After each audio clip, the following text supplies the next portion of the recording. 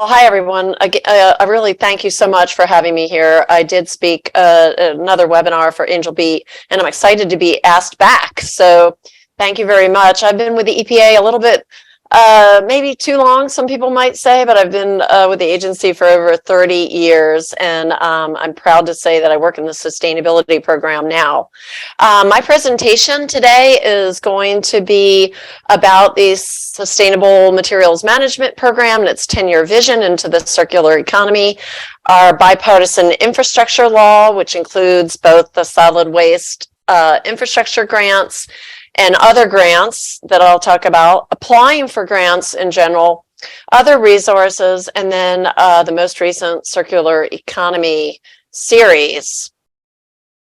Okay, so EPA's path forward has really been influenced recently by congressional commitment to reinvesting and recycling and the legislation that has come out.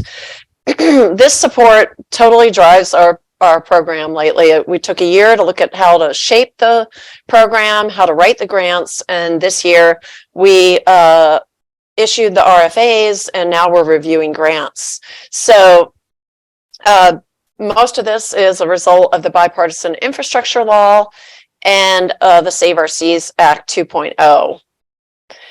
So this is a lot right here to unpack, but I just have it up here to show you the results of the bipartisan infrastructure law. These programs here on the left that you see, we have the National Recycling Strategy, its objectives. We also have across the top these strategies series that we're going to unveil. So all this relates together to a 10-year vision for us, because we know it can't be done in a year, or it can't be done in a silo. So we're looking ahead, and what's happened so far is we've taken that $275 million of total money that was allotted for our new solid waste infrastructure for recycling grants. And this year we offered these pots of money that you can see here, the $30 million for the grant to the states and territories, $40 million to the grant for political subdivisions. And by political subdivisions, we just mean municipalities, regional organizations, anything that is like a public entity under a state. And then our SWIFR grant for tribes and intertribal consortia. These all are going to improvements for local post-consumer materials management and local waste management systems. Then the other big grant that we unveiled this year was our recycling outreach and education grants, which I'm imagining many of you on this call might have applied for, and probably interested to find out about that. But $30 million is going to be awarded under that this year, probably in the winter. But those grants are for any kind of education and outreach that you might want to do in your community that would help recycling, whether it's messaging on contamination, you name it. The activities under that grant were quite broad. And these grants are part of the Justice 40 programs. So approximately 40% of the total funding will go to projects that benefit disadvantaged communities.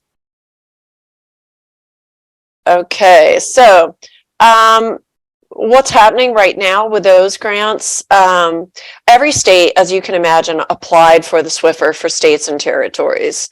No state left that money on the table. And the 8 Region 4 southeastern states all applied, and the range of funding goes from $592,000 to $713,000. Georgia Environmental Protection, as you can imagine, they applied. They applied to conduct a statewide data collection and develop a report for Georgia's regional commissions and their local governments that will be used to incorporate new strategies to drive their solid waste management planning. Each state has a little different work plan. They could write it how they wanted, as long as they were doing the eligible activities that were allowed under that grant. The solid waste infrastructure for recycling for the political subdivisions. We had a lot of applications, but we will only be able to award a total of 25 grants. We expect each region to receive anywhere from 1 to 3 grants, and they will range anywhere from $500,000 up to $4 million. And they can go for equipment for MRF, expansion, MRF refitting, quite a range of activities under that. The Rio grants, same thing, 25 per nation, 1 to 3 per region, but the range on those were 25,000 to 2 million. And then the tribes, they are going to receive a total of 60 grants, 1 per region at least, and they range up to $1.5 million. Oops, sorry about that. Am I still with everybody? If anybody can't hear me, let me know. I just hit something I didn't intend to. Under the grant for political subdivisions, we made it available for applicants to apply under 2 tracks. The one track was for disadvantaged communities, and we might have been concerned about getting enough applications, but it turns out we had no problem. Many applications were targeting disadvantaged communities, which was really excellent, especially in Region 4. So we were very pleased to see that. And you might wonder, what does disadvantaged communities mean? Believe me, we have a definition for that. I'm not going to read this slide to you. I just wanted to let you know that we do have a definition. It was in the request for applications, and it is on our website. It talks about environmental justice, which you can imagine we do have a definition for that as well. Again, not going to read this. It's for your reference. I know Ron is going to make these slides available to anyone who wants them afterwards. So this is for your reference. But many federal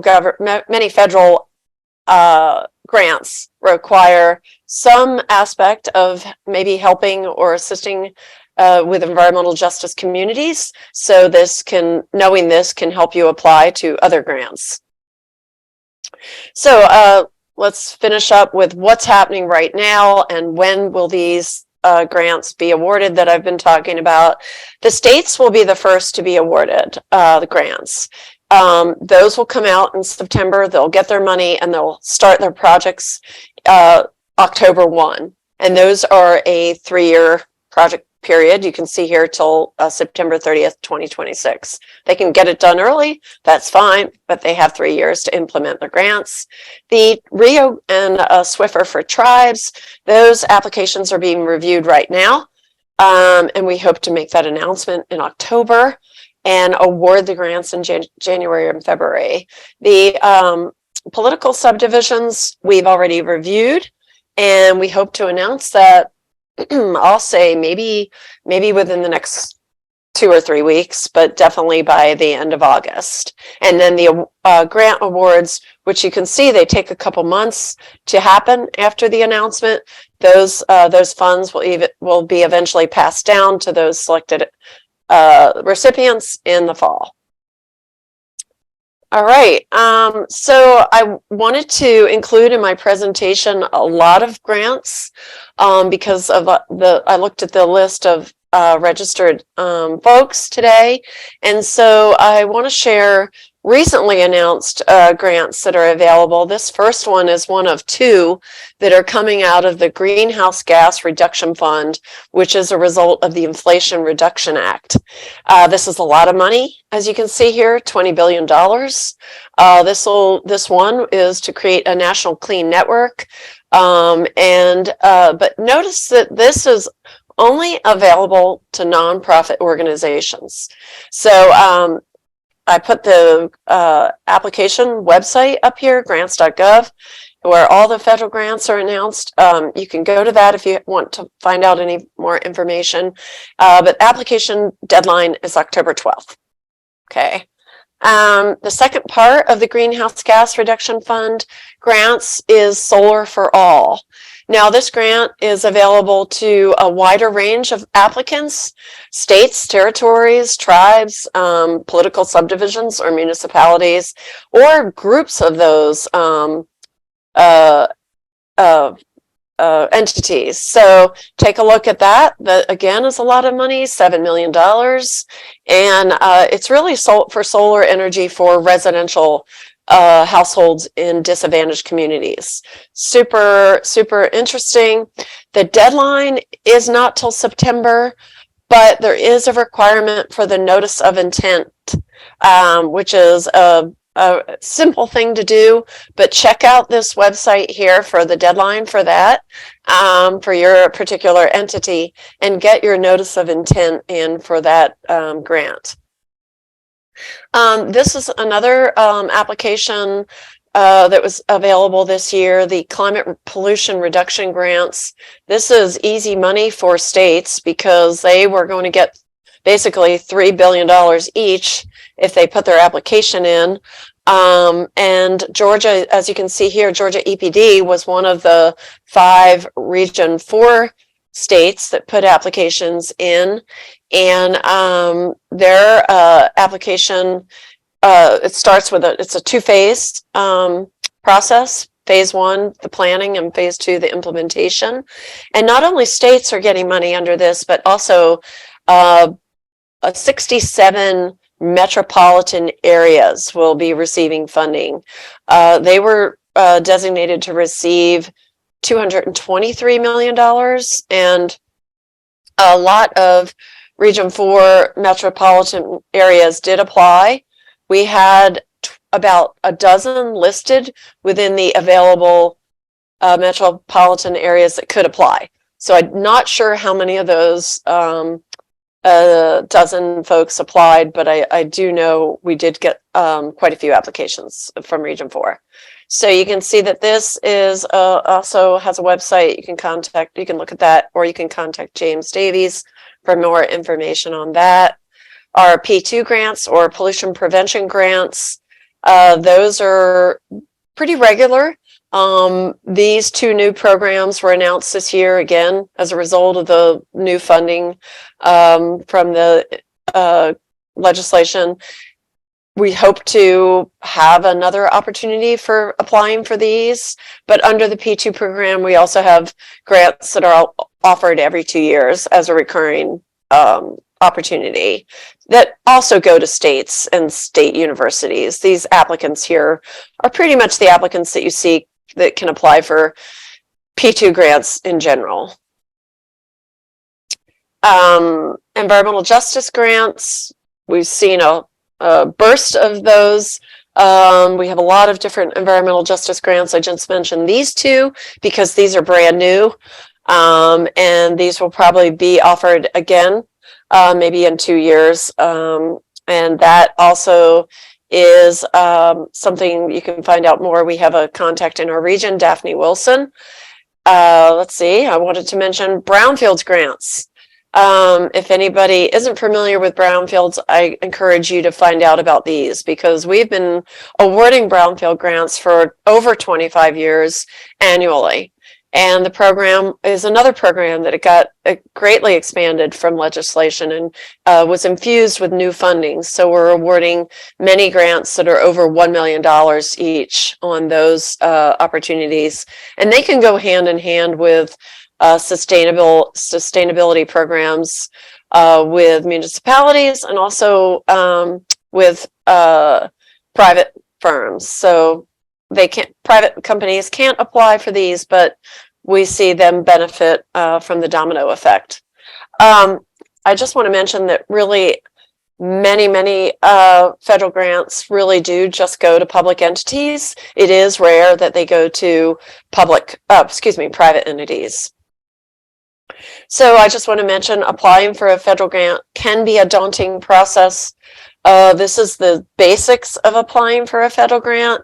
All of them are announced and available through the www.grants.gov website.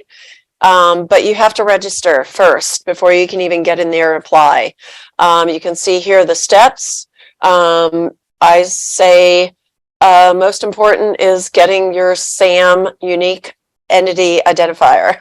And only one person can be authorized, this authorized organization representative from your company. So you want to know who that is, and you want to get to know when they're going on vacation, because if you're planning to apply for a grant and your AOR is on vacation, you are going to be really stuck. So, so anyway, this is a no-cost process, and I urge you to find out more about that on grants.gov.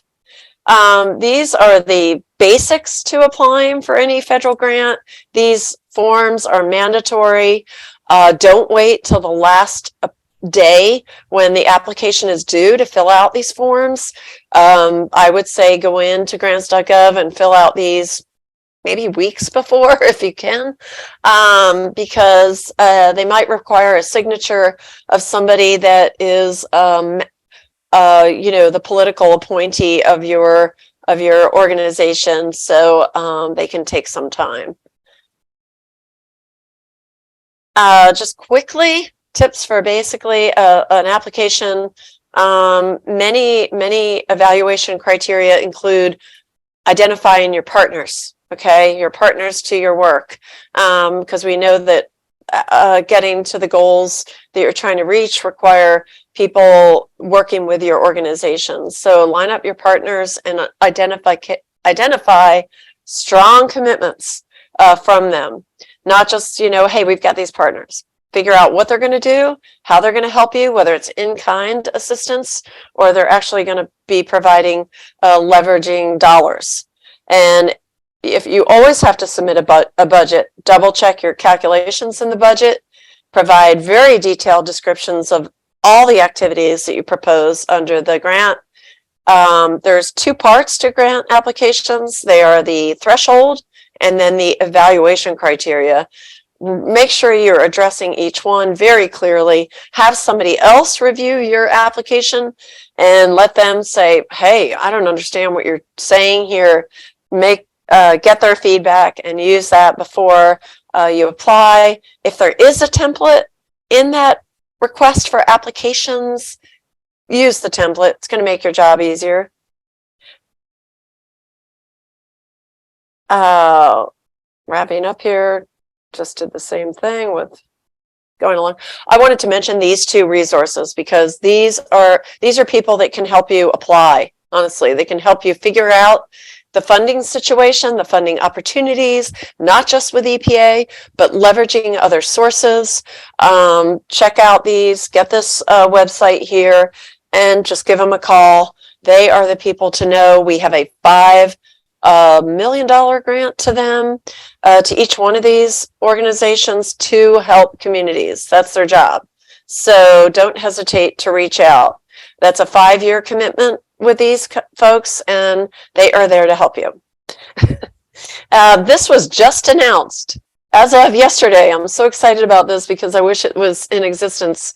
And it's what it says here, a frequently asked questions library. So if you're looking for help on particular thing, like say the application asks you for how you're going to finance something, you can go to these and you can search on financing, or you can search budget, or you can search environmental justice. These kind of things are going to be available for you, and it's going to be tweaked and updated as time goes on based on the questions that come in.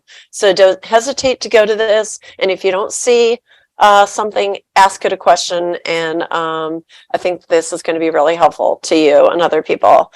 Well, a couple other things. I'm almost done. I know I want to catch back some time, but this is our latest rollout is a web-based toolkit, and I mention this because a lot of requests for applications requires you to talk about your community engagement and how you're going to involve the community. Okay, this toolkit might be a go-to place for you to get some ideas so you can offer some snazzy ideas in your application of how you're going to involve the community and what kind of messaging you're going to be doing, and provide real examples of how you're going to involve communities. It has a standardized set of terms, has best practices, and it has examples from communities all over the nation. Last thing I want to mention is the plastic strategy that is out for public comment until Monday because it's been out for a couple months, and we've already got over 100 comments. This is going to involve everybody. This is plastics, and we want to hear from you. So 4 more days left to do that. Here's some websites that are in addition to what I mentioned so far for getting on mailing lists, for finding out more, for finding out when these grant opportunities are going to be offered again. And then I hope you might have some questions today, because I'm here to answer them. And I know I went fast, but I'm from the Northeast, so I tend to talk fast, and I apologize.